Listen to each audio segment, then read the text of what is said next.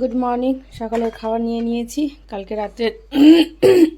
এটা তো দেখতেই পেয়েছো। তো এটাই সকালবেলায় এখন কি করলাম, ওই অল্প সামান্য লবণ আর একটু সুজি মিশিয়ে দিলাম। তাহলে কি বলো তো, খেতে ভালো হবে।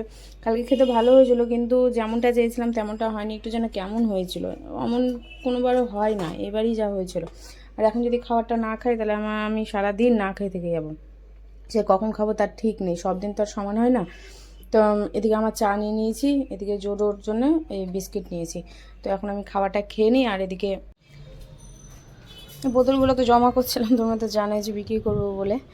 তো বোতল ব্যাগগুলো না পড়ে যায় বারবার করে। তো আমি ভাবছি যে আজ করব, এইভাবে চ্যাপটা করব, তাহলে জায়গাটা অনেক হয়ে যাবে। কাল করবো করে আর করা হয়নি।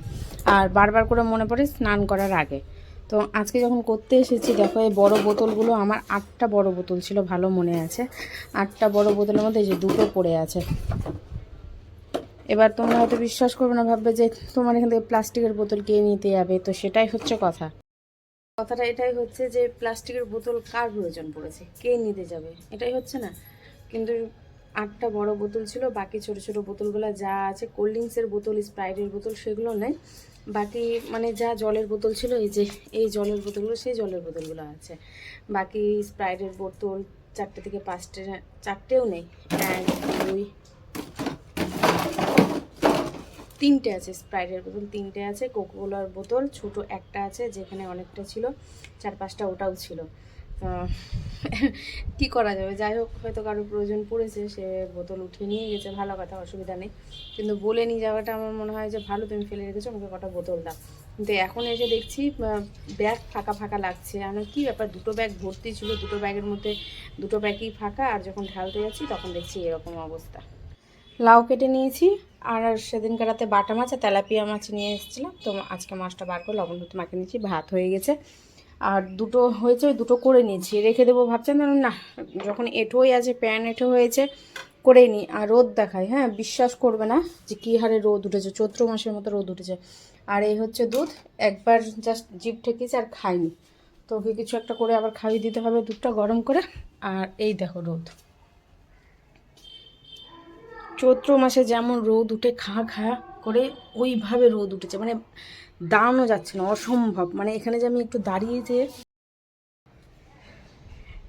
যে আমি একটু চুলটা শুকাবো, তার উপায় নেই, এত রোদের তাপ। আমি বালিশ রোদে দিয়েছিলাম, তো বালিশগুলো নিয়ে আসলাম, আর রাখা যাচ্ছে না, মানে বালি ধরা যাচ্ছে না।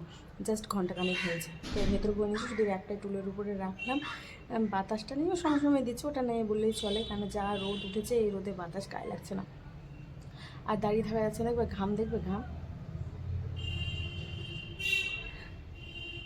ঘাম কালকে রাতে তো এত গরম লাগছিল, কি বলবো। এদিকে গায়ে নিচ্ছি না, ঠান্ডা লাগছে, আর গায়ে নিচ্ছি তো গরম লাগছে।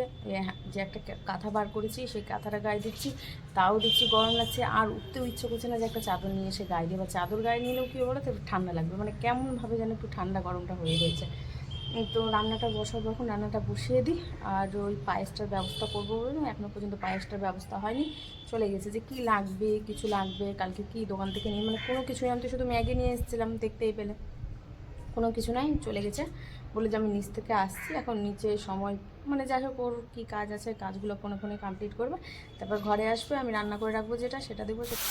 বসিয়ে দিলাম লাউয়ের তরকারি, লঙ্কা গোটা আছে, কেন বুঝতেই পারছো, পণ্ডিতেরও ব্যাপার আছে, তো ওই যে লঙ্কা গোটা দিয়েছি, ভাতের সঙ্গে মাখিয়ে ডলে খেয়ে নেব। বাকি সমস্ত কিছুই দিয়ে দিয়েছি, যা দেওয়া সমস্ত কিছু দেওয়া কমপ্লিট হয়ে গেছে। এবার ওর মতো করেও হতে থাকুক। লাউটা প্রেশার কুকারে দিলাম, দেখছি সেদ্ধ হয়নি, ভালোই সেদ্ধ হয়নি। বলছি না প্রেশার কুকার দিয়ে দিই, কিছুদিন ধরে দেখছি লাউটা না সেদ্ধ হচ্ছে না ঠিকঠাকভাবে, একবারে কচি লাউ সেদ্ধ হয়ে যাওয়ার কথা। এর আগের বারও দেখেছিল হয়তো, কি জানি কেন হচ্ছে, এমন তো হয় না। তো প্রেশার কুকারে দিলাম, ওই আন্দাজ করে নামিয়ে নেব, তাহলে তো সেদ্ধ হয়ে যাবে। তারপরে মাছটা ভাজবো, আর কালো জিরে ফোড়ন দিয়ে একটু ঝোল ঝোল করে নেবো, ব্যাস, তাহলেই হয়ে যাবে একটু খাওয়া। কেননা এটাও শুকনো হবে আর মাছ ভাজা হবে, তো আমার তো অসুবিধা নেই, একজনের অসুবিধা হয়ে যাবে। আর একজনকে তো আমি খাইয়ে দেবো, ও যে কী খায় ও নিজেও বুঝতে পারে না, কি মাছ খায় না মাংস খায়। মোট ওকে খাইয়ে দাও, ও হাঁ করবো, ওকে খাবার দিয়ে দেবো। সাদা তেলের মাছ ভাজা, সাদা তেলে মাছ ভাজলেই এমনটা হয়। যতই গ্যাস, মানে কড়াই গরম করে তেল দিই না কেন, যতই তেল গরম করে মাছ ছাড়ি না কেন, এমনটাই হয় না ভাজা। সাদা তেলে আমি বেশিরভাগ ক্ষেত্রে রান্না করতে পারি না, এই ভাজাভুজি ছাড়া, এই লুচি পরোটা এইসব কিছু। বাকি এই যে রান্না বলছো না, রান্না আমার কাছে একটুকু ভালো হয় না। মাছ তো কোনো রকমভাবে আমি ভেজে যেমন তেমন করে ওঠাই, এই যে আজকে তোমরা দেখতে পেলে। আর মাংস যেদিন রান্না করি সেদিনও সেম অবস্থা হয়। মাংস তো আমি আগে ভেজে করি, সেই মাংসটা কড়াই পর্যন্ত লেগে যায়, এবার লাগতে লাগতে পুরো রান্নাটা লেগেই হয় আমার কাছে। যাই না কেন, যাই হোক, এই রান্নায় খেতে হয়তো অসাধারণ লাগবে, আনঝাটকা রান্না তো। আর একটু ধনেপাতা হলে হয়তো ফ্লেভারটা, গন্ধটা বেশি ভালো হতো খেতে, সেই যেমনই হোক। কিন্তু বিশ্বাস করো, খাবার হয়ে গেছে খাওয়া, এটা তো তোমরা আজকে পাচ্ছ দেখতে। কিন্তু খেতে ভালো হয়েছিল, গরম গরম খাওয়া খেয়ে নিয়েছিলাম, এত সুন্দর হয়েছিল। মাছটা দেখতে যেমনই লাগুক, কিন্তু খেতে খুব সুন্দর হয়েছিল। তো দেখা যাক কখন তোমাদের সামনে ফিরে আসি আমি। খাওয়া দাওয়া সেরে উঠে এই যে দাঁড়িয়ে আছি, একজন বেরোচ্ছে, জুতো পরছে, আর একজন মধ্যে আর কে দিক বেরোচ্ছে, বললো যে আমি একটু আসছি। জানিও আসছে, মানে সেই রাত্রি 7টা-8টা কোনো ভুলই নেই, বা সন্ধেও হতে পারে। আজকে সন্ধে হবে না, যেহেতু দুপুরে বেরোনি, এখন বাজে প্রায় 3:30-র মতো। তো আস্তে আস্তে ধরে নাও যে 8টা-9টা তো বাজবে, কোনো ভুলই নেই। আর একজনকে ডাকছে নিচে, এখানে আসো, আসো, কিসের কোন কোম্পানির? ওখানে দাঁড়াও, ওখানে দাঁড়াও, আচ্ছা, কোথাও যাবো না ওখান থেকে।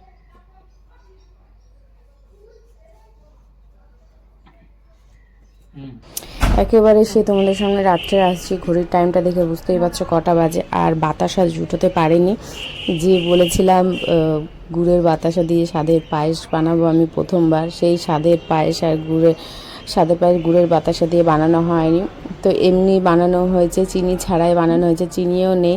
আর যতটুকু চিনি আছে ধরো 1 চামচের মতো, মানে মিষ্টি কোনো রকমভাবে কোনো কিছু হতো না। আর পরবর্তীতে যদি দীপ চা খেতে, তো সেটাও হতো না, আনা হয়নি কোনো কিছুই। ওইভাবে আমার তো অসুবিধা নেই, কেননা আমি তো চিনি ছাড়া চা খেয়ে আমার অভ্যস্ত আছে। আর দুধের তো একটা মিষ্টি আছে, সেই মিষ্টিটাই আমার মুখে লাগে। তো আর জোরের জন্য মানে জোরকে খাওয়ালে আমি তো আগেই চিনি দেওয়ার আগে পায়েস উঠিয়ে নিই। তো আমার আর জোরের সমস্যা নাই, সমস্যাটা হচ্ছে এই সামনে যে বাবু হাত ধুয়ে এসে যে উপরে লাফ দিয়ে বসে, সমস্যাটা হচ্ছে এর। তো যাই হোক, চলো খাওয়াটা সেরে নিই। আর মুখটা ভীষণভাবে অফ ছিল আমার। চিনি না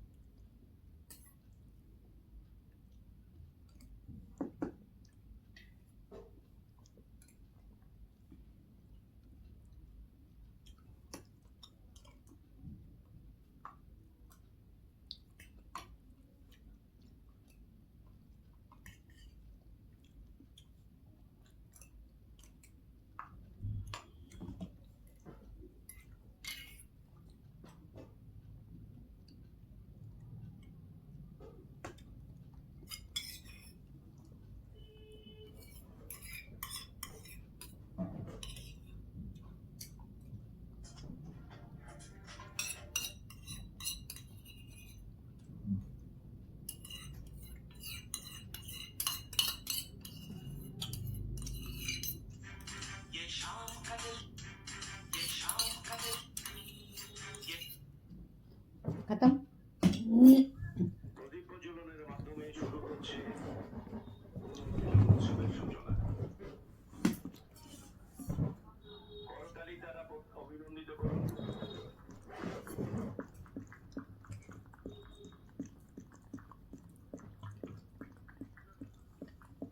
রাখলাম এটা, হ্যাঁ।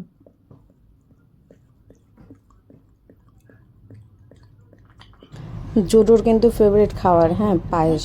ও কিন্তু ভীষণ পছন্দ করে, ভীষণ ভীষণ ভীষণ পছন্দ করে। আর বাটিটা রাখলাম এই কারণে, ও খাওয়ার জায়গায় যদি কোনো কিছু রাখা হয় ও খায় না, তাই আমি বললাম যে রাখলাম বাটিটা। তো ও খাচ্ছে, খেয়ে তো নিচ্ছে, কিন্তু দুধ গাড়া দেখছি আগে খেয়ে নিচ্ছে। এবার পায়েসের চালটা যখন খাবে, ভাতটা যখন খাবে, তখন ভাতগুলো না সব পড়ে যাবে। তো ওটা ভেবেই আমি কী করলাম, আবার খাওয়াতে শুরু করলাম, যে দুধগুলো নেই, এবার ভাতগুলো সবটি পড়তে থাকবে, আমি ওকে খাইয়ে দিই। আর এলাচের চোকাগুলো পর আবার ওর পাতেই বেশি করে পড়েছে, বেছে বেছে ফেললাম, দুটো দিয়েছি তো ওই ছিঁড়ে ছিঁড়ে দিয়েছি, একটা এলাচকে 4 টুকরো করে দিয়েছি, ওই চোকাগুলোই ওর পাতে পড়ে গেছে, সেগুলোই আবার বেছে বেছে ফেললাম। আর তো ওটাই জোটোকে বলছি যে বেছে ফেলার সত্ত্বেও তোর পাতেই এবার পড়েই গেছে, তোর পাতে কোনোবার পড়ে না, এবার তোর পাতেই পড়েছে।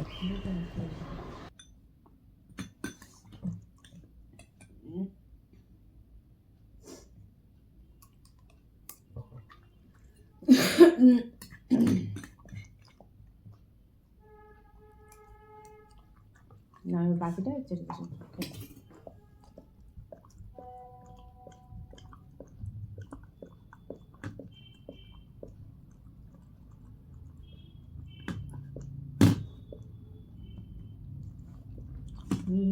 ওখানে এই চালগুলো পড়েছে, ওগুলো খেয়ে না, এই যে দেখো, তারপর নিচে মুড়ে পড়ে থাকলে উঠে খেয়ে নিবি। নিচে মুড়ে থাকলে তো না, আর দেবো, আর খাবি, আর দেবো, আর না, শেষ, এমনি বললাম আমি। এগুলো একটু একটু ভালো লাগে, কিছু ভালো লাগে না এগুলো।